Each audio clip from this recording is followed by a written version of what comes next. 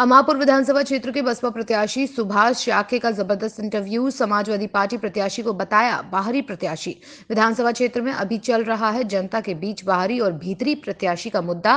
कासगंज जनपद की 101 अमापुर विधानसभा पर बसपा का लगातार 2 बार रहा है कब्जा।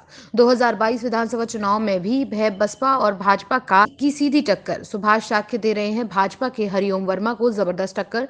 जनता के बीच है सुभाष शाक्य के नाम की चर्चा।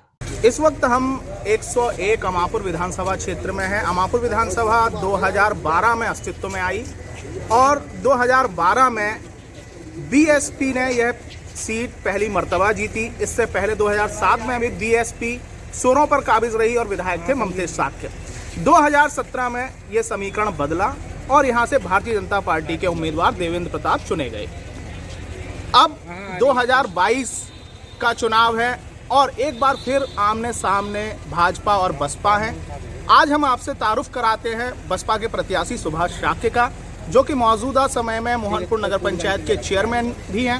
मैं आपको मोहनपुर के बारे में एक बात बता दूं। मोहनपुर अगर देखा जाए तो सबसे पुरानी नगर पंचायत है और सबसे छोटी आबादी की नगर पंचायत है। 4200-4500 वोटों की नगर पंचायत है और मोहनपुर को जिस ये उपलब्धि हासिल है कि ये उस समय एटा जनपद की और इस समय कासगंज जनपद की सबसे पुरानी नगर पंचायत है। अब मैं आपको मिलवाता हूं सुभाष शाक्य से। सबसे पहले अगर हम आपका परिचय जाने तो सुभाष शाक्य का परिचय क्या है? प्रत्याशी बतौर जनता से अपना परिचय कराइए। मैं चेयरमैन मोहनपुर सुभाष शाक्य, प्रत्याशी बहुजन समाज पार्टी 101 अमापुर से मैं प्रत्याशी हूँ और विधानसभा अमापुर एक मजबूत बहुजन समाज पार्टी की सीट है। लगातार 2 बार ममतेज शाक्य ने यहाँ से जीत हासिल की और इस बार पूरी विधानसभा ने सर्व समाज के लोगों ने एक मन बना लिया है कि आपकी वास्तवा शाक्य को नहीं बनाना। अगर बात करें हम मुद्दों की, अमापुर विधानसभा के मुद्दे क्या हैं? आपको क्या लगता है कि 2007 से 12 के टेन्योर में जो हुआ उसके बाद 12 से 22 तक वो काम नहीं हुए? सुभाष शाक्य की प्राथमिकता क्या होंगी? अमापुर विधानसभा में जो कार्य हुए थे विकास कार्य, सड़कों का जाल बिछाया गया, वो 2007 से लेकर 2012 तक की सरकार बहुजन समाज पार्टी में हुआ था और उसके बाद सपा की सरकार में भी कोई विकास नहीं हुआ और 2017 में जो बीजेपी की सरकार बनी उसने भी कोई विकास नहीं किया है। और इस बार अगर अमापुर विधानसभा से और मैं विधायक बनता हूं और बहुजन समाज पार्टी की सरकार बनती है तो चौमुखी विकास अमापुर विधानसभा में होगा। अगर बात की जाए यहाँ पर सुभाष जी, तो किसको मुख्य प्रतिद्वंदी अपना मानते हैं?